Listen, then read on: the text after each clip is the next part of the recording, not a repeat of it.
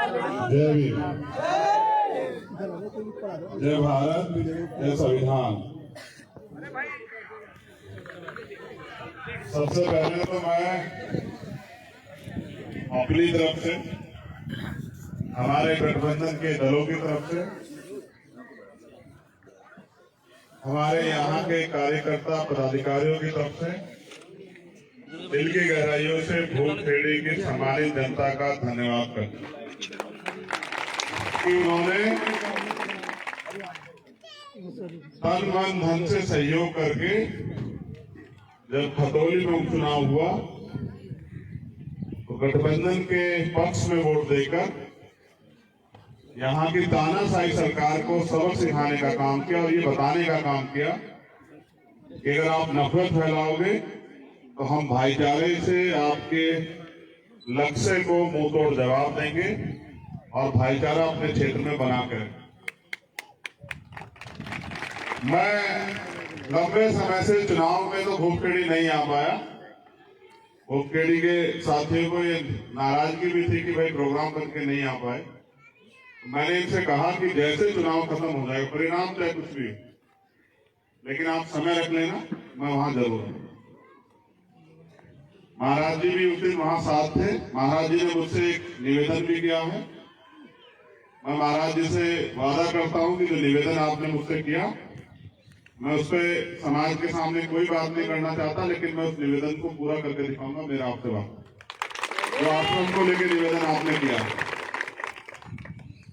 सम्मानित साथियों, 2-3 चीजें हैं जिस पे आपसे बात करनी है। एक लिस्ट मेरे हाथ में है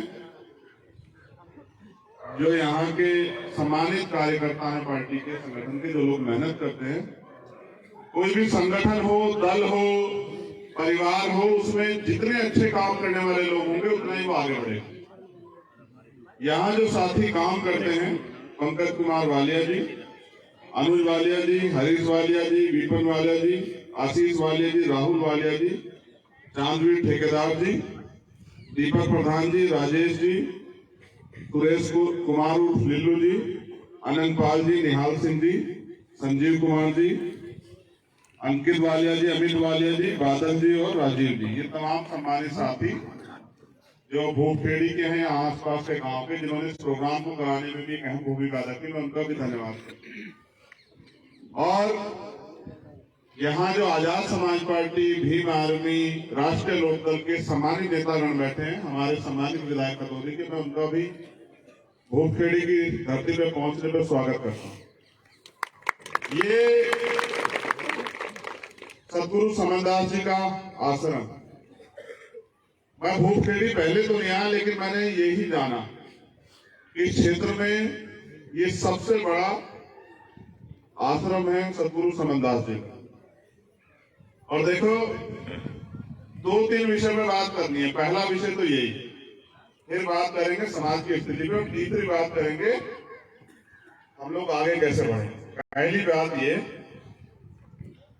कि मुझसे टीवी पे भी एक बार पूछा गया कि भाई आप किसमें आस्था रखते थे, तो मैंने कहा कि भाई मेरा जो जन्म हुआ है जिस परिवार में, मेरे पिताजी, मेरे दादाजी और तमाम हमारे लोग सतगुरु रविदास जी महाराज में आस्था रखते हैं।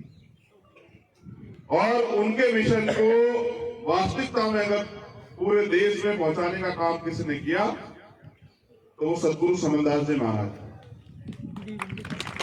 कितने ही लोगों से नशा, मांस, तमाम तरह के नशे, बुराई, तमाम तरह के अंधविश्वास, पाखंडवाद सतगुरु जी ने छुड़ाने का काम किया।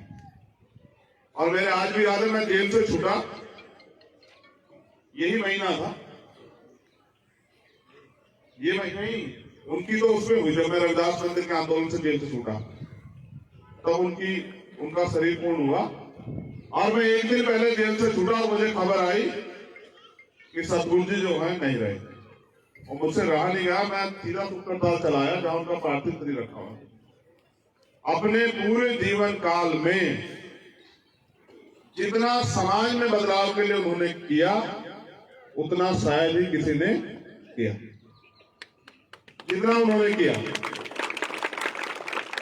चाहे वो डांटते थे, देखो अपना डांटता भी है, वो गुस्सा भी करते थे, प्यार से भी समझाते थे, सब तरह का व्यवहार करते थे, लेकिन उनके दिल में एक इच्छा थी कि ये कमजोर समाज अपने पैरों पर खड़ा हो जाए, तमाम तरह की बुराइयों को त्याग के जिस तरह से और लोग तरक्की कर रहे हैं इस तरह तरक्की करें।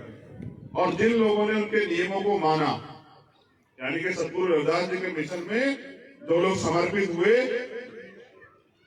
मैं पूरी जिम्मेदारी से कह रहा हूं कि 90% लोगों के जीवन में खुशहाली आ गई। आप चेक करा के देख लो, मेरा पूरा वो है, उनके बच्चे भी रोजगार कर रहे हैं, उनके घर परिवार भी ठीक है, वो स्वस्थ भी। ऐसा चाहूं राज में जो मिले सबनु अन्न, और छोटे बड़े सत्संग बसे रविदास रहे पर। ऐसा राज जिसको मैं अपने ट्वीट में भी लिखता हूं, बेगमपुरा राज। सतगुरु जी ने कल्पना की बेगमपुरा राज की, विधायक जी, क्योंकि वही लिखा गया जो लोग पढ़ना चाहते हैं और जो पढ़वाना चाहते हैं। वरना यूएनओ के चार्टर में लिखा गया है कि दुनिया में सबसे बेहतरीन राज की कल्पना अगर किसने की है तो वो सतगुरु रविदास जी महाराज जी की। यूएनओ के चार्टर में लिखा हुआ है वहां दुनिया में, और उस राज का नाम दिया उन्होंने बेगमपुरा राज। बेगमपुरा राज, जिस राज में कोई गम ना। ऐसा चाहूं राज में जहां मिले सबनु अन्न, हर किसी को खाने पीने की कोई समस्या ना हो, और छोटे बड़े सब बसे रविदास रहे। कोई छोटा बड़ा ना हो, कोई भेदभाव ना हो, ना जाति का ना धर्म का भाईचारा हो, ना किसी को अन्न की, ना भागने के लिए दल की, ना डर की, ना भय की, ना लूट की, किसी तरह की दिक्कत ना आए। ऐसे राज की कल्पना हर कोई राज की कल्पना करता है, लेकिन वो अपने वर्ग, अपने समाज इनके बारे में सबसे ज्यादा सोचता है, वो कहीं ना कहीं उसका बखान करता है। लेकिन सतगुरु रविदास जी महाराज ने जिस राज की बात की उसमें सबके लिए उन्होंने कहा कि ऐसा मानवतावादी राज आना चाहिए। ऐसे ही बुद्ध ने कहा, ऐसे ही कबीर ने कहा, ऐसे गुरु नानक देव ने कहा, जो समता की बात करते हैं, जो चाहते हैं देश में उस चीज की भावना खत्म हो, भाईचारा में, और उनके विचारों को लंबे समय तक सतगुरु जी जो है अपने जीवन के अंतिम समय तक उसका प्रचार प्रसार करते हैं। आज वो हमारे बीच नहीं है, लेकिन उनके विचार तो हमारे बीच है। अगर उन्हीं विचारों पे हम लोग चलने का काम कर रहे हैं तो मैं गारंटी से कहता हूं कि सारे दुख जो हैं 80% 90% दुख आपके खत्म हो जाए। लेकिन हम सतगुरु जी के मंदिर में आज जयंती के दिन तो आते हैं, उसके अलावा तो जो है चलो यहाँ की अच्छी बात है, भोग पीढ़ी के लोगों को ज्यादा कर पाए कि उनके आश्रम में वो ज्यादा बाहर आ जाते होंगे। लेकिन मैंने तो ये देखा सामाजिक स्तर पे कि हम रविदास जयंती में इकट्ठे होते हैं और भंडारा खाकर जयंती मना के उसके बाद 364 दिन अपने घर में सोते हैं।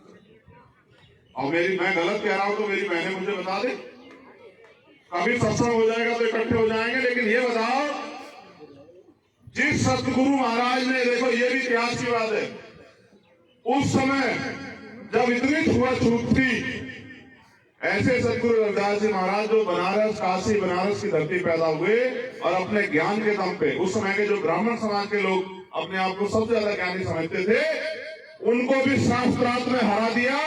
और सारे ब्राह्मण समाज के लोगों ने काशी में पालकी पे बैठा के पूरे बनारस का चक्कर सतगुरु जी को लगवाया। ऐसे गुरु जी, जहां इतना छुआछूत था उस समय में, पूरे सर पे पालकी पे बिठा के सारे ब्राह्मण समाज के लोग, और मैं वो बोलता हूँ जो सत्य होता है, हवा भाई कुछ नहीं बोलता हूं। और उस समय के जितने राजे महाराजा थे, बड़े बड़े राजे महाराजा, उन्होंने सतगुरु जी के चरणों में मत्था टेक के, जितने राजपूत राजा उस समय के थे, आप इतिहास पढ़कर देख लेना, आके सतगुरु जी के चरणों में मत्था टेक के और उनको अपना गुरु स्वीकार की अपेक्षा ले लेके। ये भी एक इतिहास है, ये भी एक इतिहास है। ऐसे गुरु के वंशज, ऐसे कुल गुरु के वंशज इस देश में, आज उनके हाथ ऐसे हैं, देखो ये भी इतिहास। इतिहास कहिए या वर्तमान समझिए, जिन्होंने सबको रास्ता दिखाया, उनके बच्चों के हालात देखो, क्योंकि वो अपने बाप को बात कहने में तकलीफ महसूस करते हैं और अपने बाप के विचारों में चलने महसूस करते हैं। अपने बाप को बात नहीं कहोगे तो फिर आपकी जिंदगी में कोई परिवर्तन नहीं। और अगर किसी को कोई चैलेंज लेना है तो अपने बाप को बाप कहकर के विचारों में चल के देखो, अगर तुम्हारी तरफ से रुक जाए तब आगे मुझे कहना कि चंद्रशेखर भाई आप गलत कह रहे। आज मैं जो कुछ हूँ, मैंने टीवी में बैठे कहा कि आज जो कुछ हूँ मैं सतगुरु रविदास जी महाराज की वजह से, क्योंकि मेरे पिताजी ने 2006 में मेरे हाथ में लाठी पकड़ाई। जब हमारे यहाँ पहली बार शोभा यात्रा निकलने की, पुलिस ने मना कर दिया कि भाई हम परमिशन नहीं दे रहे। अभी भी होता होगा ना आपके यहाँ, कहते नई परंपरा को हम नहीं करते, आप जयंती निकालना चाहते हो, कहते हैं ना। तो मेरे पिताजी ने कहा कि भाई ये है लाठी और ये मैंने दे दी तेरे हाथ में, अगर तेरे होते ये शोभा यात्रा रुकी तो तेरा पैदा होना बेकार है। मेरे 2006 की पकड़ी लाठी और अभी तक पकड़ रखी है मैंने। जब आपकी तरफ को यहाँ उठती है तो बताओ, उसके सामने लड़ने उनको जवाब देने के लिए आपका बेटा खड़ा होता नहीं खड़ा होता, बताओ आपका भाई खड़ा होता। ये लाठी 2006 में पकड़ा गए मेरे पिताजी मुझे, ये 2006 में पकड़ा गए कि भाई ये तेरी जिम्मेदारी है कि ये समाज इतने साल बाद इतना ठगा गया, इतना बेइज्जत हुआ, ये उम्मीद करता है कोई इनके लिए खड़ा हो और सबका साथ देता। और इतना सीधा समाज है रह के हमारा कि जिसके साथ लग जाता है सब कुछ हो जाए, छोड़ता ही नहीं, जिसके साथ लग जाए। और जिसके साथ नहीं लगता वो चाहे इनके कितने ही पैर पकड़ ले, उससे उसे पकड़ते नहीं। जब चिपकते हैं तो फाइकोल से भी ज्यादा खतरनाक, और जब नहीं चिपकते तो करेले से भी ज्यादा कड़वे। ऐसे हाल है। लेकिन फिर भी इनकी दया कृपया बीच वालों के तो नहीं, मेरे ऊपर तो भाई मुझसे तो ये बहुत प्यार करते। और प्यार का ही वो है कि आज इन्होंने मेरा कद इतना बड़ा कर दिया कि पूरी दुनिया में लोग मुझे जानते। जब इस देश दुनिया में टाइम्स मैगजीन छपी, इन सब के आशीर्वाद, मेरी बहनों के, माओ के, भाइयों के प्यार, बुजुर्गों के आशीर्वाद से उसमें मुझे भारत से अकेला आदमी था। पूरे भारत से 130 करोड़ की जनता में से इनका एक अकेला खून था उसमें, जिसको लिखा गया कि वो भारत का उभरता हुआ नेता। उसका मात्र कारण ये है, अच्छा ज्यादा धन्ना सेठ भी नहीं है, सुनो, ज्यादा धन्ना सेठ भी नहीं है, लेकिन अपने धन का सही उपयोग करना जानते हैं।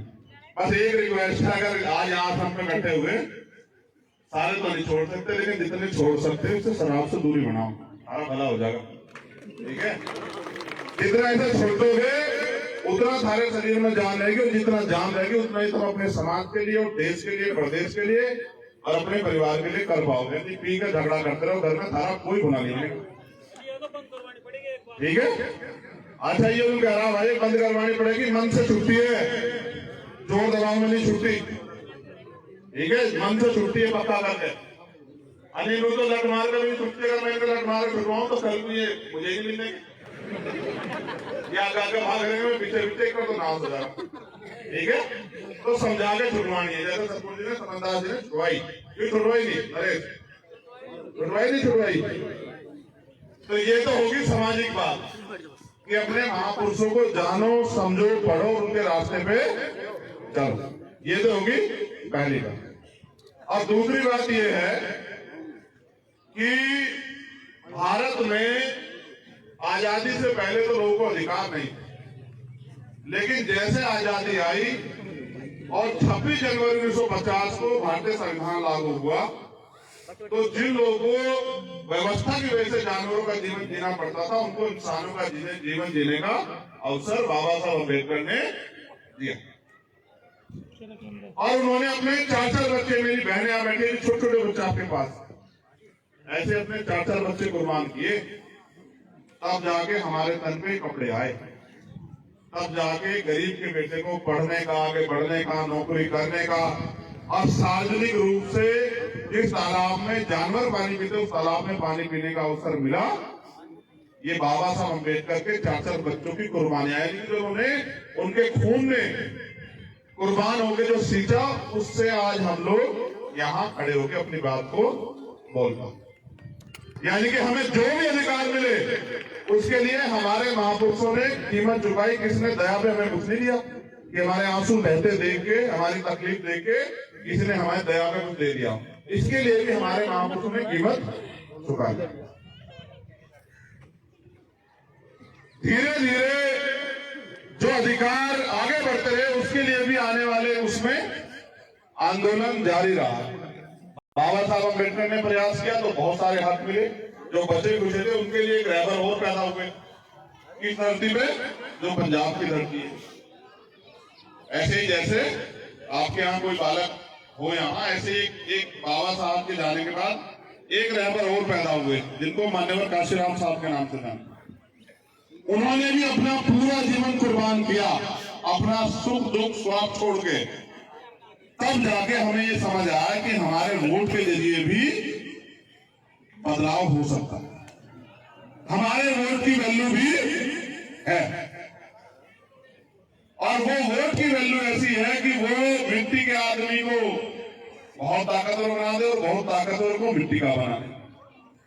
वो ऐसी ताकत है जो करोड़ों रुपए से भी महंगी, जिसके पास है उसको चुनाव के समय तमाम लोगों के पैर पकड़ते हैं। आपके गांव में भी होगा, जब प्रधानी का चुनाव होगा, जिला पंचायत का चुनाव आएगा, विधानसभा का आएगा, लोकसभा का आएगा, पीडीसी का आएगा, जो आपकी शकल से भी नफरत करता वो भी आपके पैर छूटेगा, ताऊजी में दे दियो इस बार वोट। तो ये भी ताकत आपको मिली, समझ रहे हो? किस वजह से छूटे आपके पैर आगे? हाँ जी, और जिस दिन चली गई है पूछने का भी नहीं। तो ये इसको संभाल कर रखना कितना जरूरी है, ये तो समझ में आ गई कि इसकी वजह से पूछ रहे, लेकिन इसको गलत आदमी को तो देनी कि भाई। तो वोट एक ऐसी ताकत है जिसके दम पे हम लोग इस देश में परिवर्तन कर सकते हैं। वोट एकमात्र ऐसी ताकत है जिसके दम पे जो काम लाठियों से नहीं हो सकता, गोलियों से नहीं हो सकता, तोप से नहीं हो सकता, तलवार से नहीं होता, वो काम किस चीज से हो सकता है? वोट। जो भारतीय जनता पार्टी के लोग कह रहे थे हमें कोई नहीं हिला सकता यहाँ से, आपकी वोट ने हिला दिया नहीं हिला दिया हमने? बताओ, वो जो विधायक जी किसी की नहीं सुनते थे, आदमी बना दिया नहीं बना दिया? बनाया नहीं बनाया? और जो आदमी कमजोर पड़ रहा था हमारा, उसे ताकतवर बना दिया नहीं बना दिया? क्यों भाई? तो ये वोट का वो है, इसका भी हमें सही वो करना। मैं आपसे सिर्फ इतना कहने के लिए, आपने मेरा एक बार साथ दिया, यहाँ ताकत मिली नहीं मिली आप लोगों को बताओ।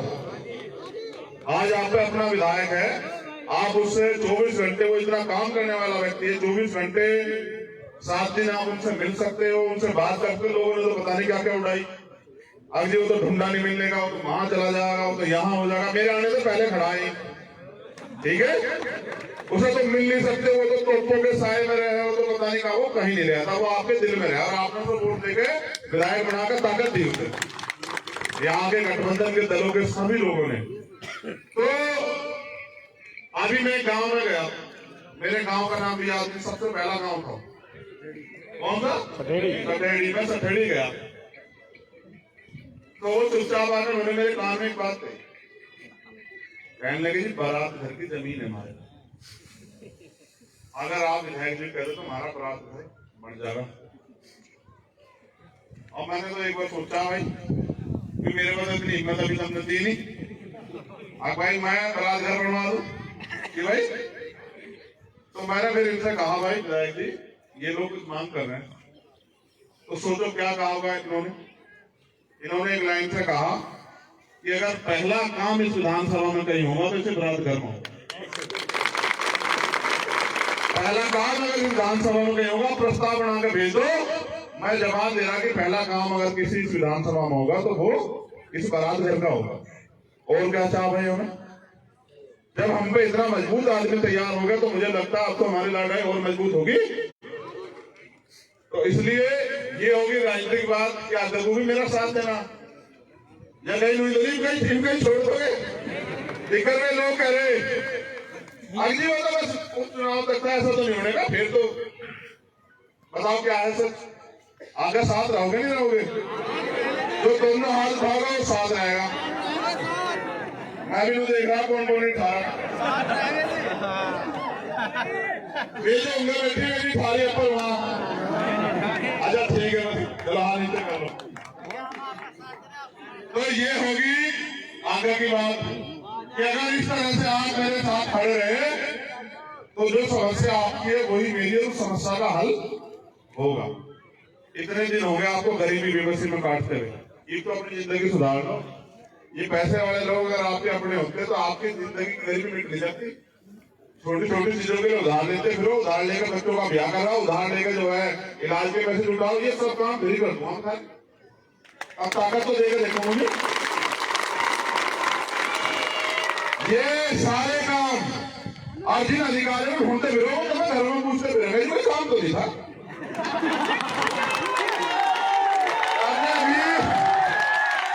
अभी मैं आगे किसानों को भी कह रहा था भाइयों की बात कि ये निथारे को बढ़ाने उन्होंने देना, मजदूरों की को बढ़ाने विधायक में अभी वहां गया तेलंगाना। देखो सुनो सारे काम की बात, मैं तेलंगाना गया तो मैंने वहां पूछा कि तुम्हारे यहाँ मजदूर को मजदूरी कितनी मिलती है, तो उसने कहा अगर कोई जाएगा चलाएंगे काम मजदूरी 900 रुपए है तेलंगाना में।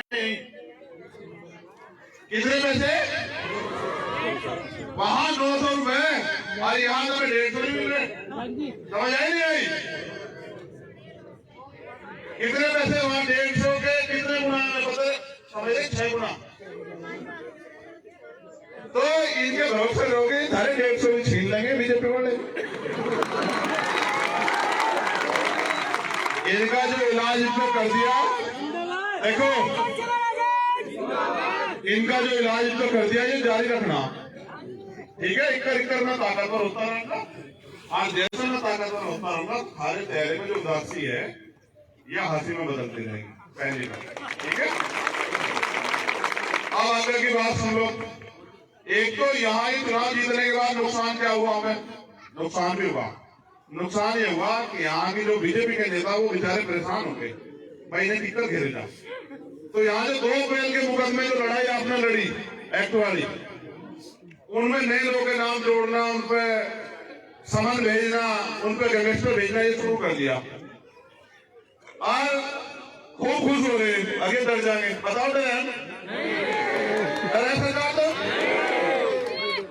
मुकदमा डर है ना, मुकदमों से डरते ना मुकदमे से डरते। हम तो संविधान के खिलाफ जाने से डरते हैं बस। और आपको भी मैं समझा रहा कि किसी का अपमान ना करो और संविधान के दायरे में रहकर काम करो, तब ताकतवर हो जाओगे। दूसरा काम, एक तो 2 अप्रैल के मुकदमे बहुत बढ़िया है। मैं प्रशासन के लोगों को जोरदार तरीके से करूँ मुकदमे, ये 10-12 हो जाएंगे तो मेरे भी हाथ खुल आ जाऊंगा मैं, सारी नहीं रहूंगा सारी के लिए। ये धरना देंगे इसको कलेक्ट्रेट में हम जमा करवाऊंगा मुकदमे सारे में, चिंता मत करो, बेफिक्र रहो। ये और 2-4 कर दो भी 1 रुपए करे, ये जी 5-7 को हो जाएंगे। ये 5-7 यहाँ एक दिन चिंगाड़ कर मुझे कहेंगे जी हमारे मुकदमे में फिर आऊंगा मैं यहाँ, फिर बताऊंगा मैं ताकि कर करे जाऊँ मुकदमे, ठीक है? एक 24 तारीख को एक हमारे सम्मानित कार्यकर्ता है यहाँ गौरव तेजिया, उन पर हमला हुआ।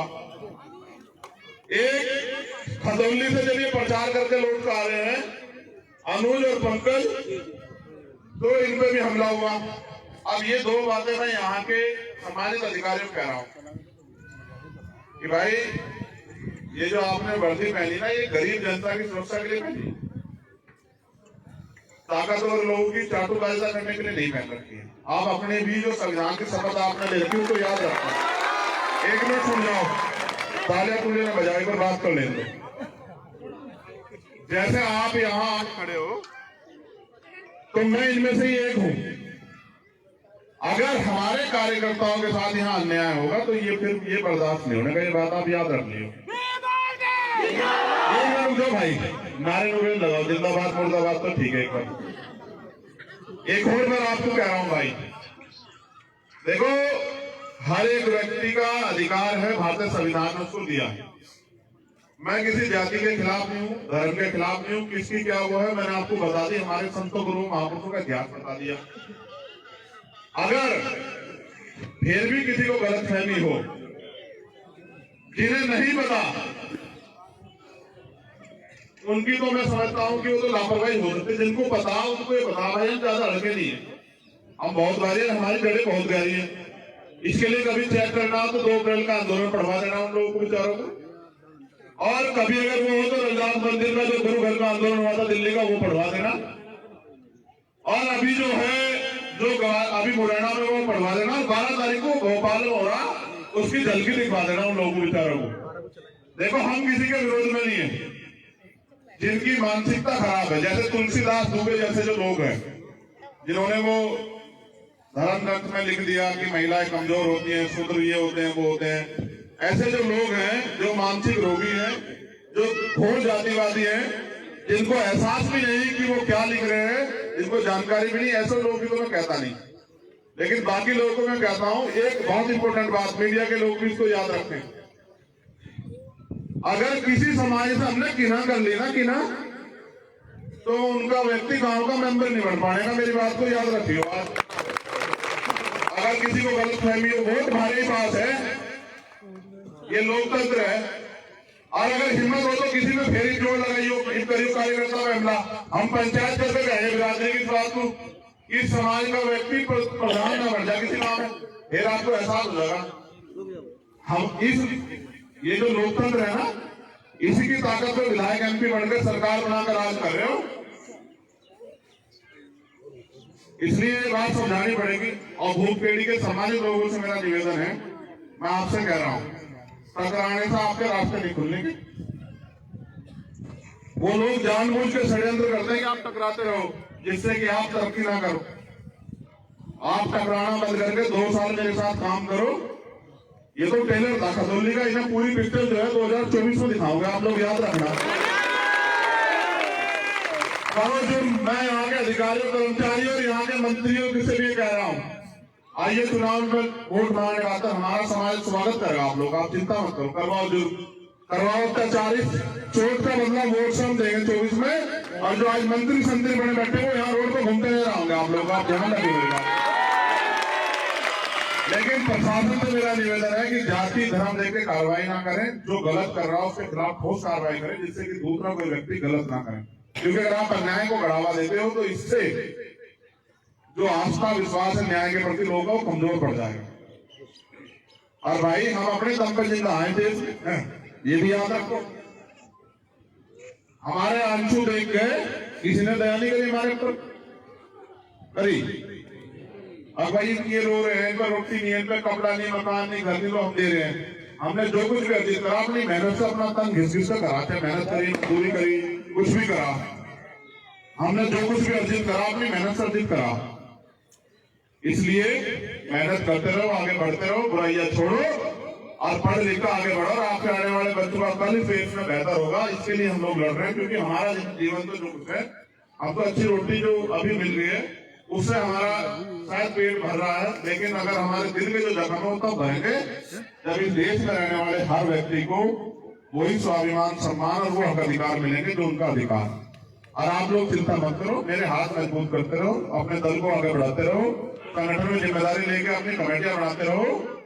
लोकतंत्र है, जिसका वोट है उसका राज, इस दिन आपका राज होगा। अच्छा बताओ, एक सवाल है, पूरी जिम्मेदारी दी है, बहने भी नहीं राजनीति जानती हो, ये भी बता देंगे। अगर मैं ताकतवर होगा तो आपको कोई न्याय का सामना करना पड़ेगा, बताओ ईमानदार को बताओ। अगर मैं ताकतवर होऊंगा तो आपके ऊपर कोई हमला कर देगा क्या? अगर हमला कर देगा चैन पे घर में सो जाएगा क्या? बताओ, नहीं बताओ, पूरी जिम्मेदारी से बताओ, सच्चे मन से। आप गुरु घर में हो, आज आपको मेरे पे भरोसा है नहीं है तो फिर कुछ दिन की बात ही काट लिए, और थोड़े से दिन मेहनत करते रहो, काटते रहो। साथियों से भी निवेदन, नौजवान से, रोजगार दे रही सरकार, महंगाई खत्म कर रही, बेरोजगारी खत्म कर रही, गरीब किसान के लिए कुछ कर रही, लूट रही दोनों हाथों से। तो इस लूटने वाली सरकार का भारतीय सरकार की रक्षा भी करनी पड़ेगी ना भाई, करनी पड़ेगी, नहीं करनी पड़ेगी। ये जो बाएं बहने बैठी बात सुन लो, खाता बड़ा प्रचारक की कोई लोग है, 4 महिलाएं अगर कहीं हो करती है, अरे वहां अगर बोल चाल लो तो हो ही नहीं सकता है। आपसे एक निवेदन है, एक भाई आप लोग भी कार्यकर्ता लोग बड़े गौर से सुने इस बात को, सारे कार्यकर्ता ध्यान दें। जो लोग हमें रोक नहीं पा रहे ना, वो एक षड्यंत्र कर रहे हैं हमारे खिलाफ। अब वो क्या करते हैं, अपनी मीटिंग करते हैं गांव में जाकर, हमारे लोगों में कहते हैं भाई दस का साथ ना दो। अरे भाई सारे नौजवानों को मुकदमे लगा दिए, सबकी जिंदगी खराब कर दी, लेकिन ये सारे IAS IPS बन गए थे, मैंने इन्हें वापिस जो है बेरोजगार कर दिया। मैं सबको मुकदमे लगवा दिया, कर दिया। जो सरकार मुकदमे लगा रही है मान लो झूठे, उनसे तो लड़ नहीं सकते हैं, लेकिन अगर वो हमारे साथ खड़े होकर हमारे लोग आज लड़ना सीखे तो उन्होंने कह रहे हैं कि मुकदमे लगवा दिए। आप बताओ भाई ईमानदारी से, 2 अप्रैल का आंदोलन आपने अपने हक अधिकारों के लिए लड़ा या तो जबरदस्ती लड़ा था? बताइए, हक अधिकारों के लिए लड़ाना। जो अन्याय होता था, कार्रवाई नहीं होती थी, आज भीम आर्मी की वजह से वो कार्रवाई होती है। आज बहन बेटियां अपने आप को सुरक्षित महसूस करती है भीम आर्मी की वजह से। ये दिया है भीम आर्मी ने इस देश में। पुलिस से पहले जाती है भीम आर्मी, आंधी तूफान में गाड़ी रुक जाए, ट्रेन, हेलीकॉप्टर और हवाई जहाज रुक जाए, भीम आर्मी नहीं रुकती। ये दिया है समाज में भीम आर्मी ने। और अगर जो समाज IAS PCS तो खूब बड़े, लेकिन जो समाज पैसे वाला होकर भी थाने में जाकर अपनी बात नहीं कह सकता, उनका आज 18 साल का नौजवान लड़का इंस्पेक्टर साहब से पूछा, भाई इस मामले में कार्रवाई क्यों नहीं? बताओ हुई या नहीं? परिवर्तन हुआ नहीं हुआ? बताओ। तो इसे बढ़ाओगे, किसी की बात तो मांगे पीछे हटाओगे, तो इसका प्रचार भी करेगा। तो भाई हमारा भाई आकर बड़ा लग रहा हो, इकट्ठे होकर खड़े हो जाओ, तब भी तो प्रचार कर लिया करो, तब नहीं सिपाही, तब भी रिश्तेदारियों में जाकर वहीं भी कह दिया करो, फोन करके जहां रिश्तेदारियों में तो उसकी केंद्र हो जाओ। कहोगी नहीं कहोगी बताओ, ना मनी मानता दो ना बताओ, हमारी थाली है छोड़ वाली, ये तो हमारे खिलाफ होगी को है ना? पीछे वाली पूछा तो हमारे खिलाफ हो तो हमारे साथ बता। अच्छा फिर ठीक, बहुत बहुत धन्यवाद आप सब लोगों का, यहाँ की कमेटी का। ऐसे आगे बढ़ते रहेंगे, एक दूसरे का हाथ पकड़ के। कुछ दिन का समय है, देखो छोटा सा पेड़ देखा होगा आपने, अब 1 साल लगा होगा अपने आंगन में, और आज कहीं के आंगन में नींद जैसा ठंडा हो रहा होगा, छांव भी दे रहा होगा, दे रहा थारा भी छोटा सा, ये भी बड़ा होगा, थोड़ा सा पेड़ देखियो, फिर बताना छांव और फल किसे गए हैं। पत्थर नहीं मारने की जरूरत पड़ेगी, तोड़ने से अपने आप आओगा हाथ में, चिंता मत करो, कुछ दिन की बात है। और कार्यकर्ता काम करें, गांव गांव में जाके समाज में जो झूठ फैला जा रहा है उसको बेनकाब करें और समाज को जोड़ने का काम करें, और अपने गठबंधन के दलों के सहयोग से भाईचारा बना के लोगों की न्याय की लड़ाई लड़ें। बहुत बहुत धन्यवाद। जय भीम, जय भारत, जय गुरुदेव, धन गुरुदेव। हमारा गठबंधन जिंदाबाद। और हथौली की जनता का बहुत बहुत धन्यवाद, ये प्यार और विश्वास जताने का। धन्यवाद। जय भीम।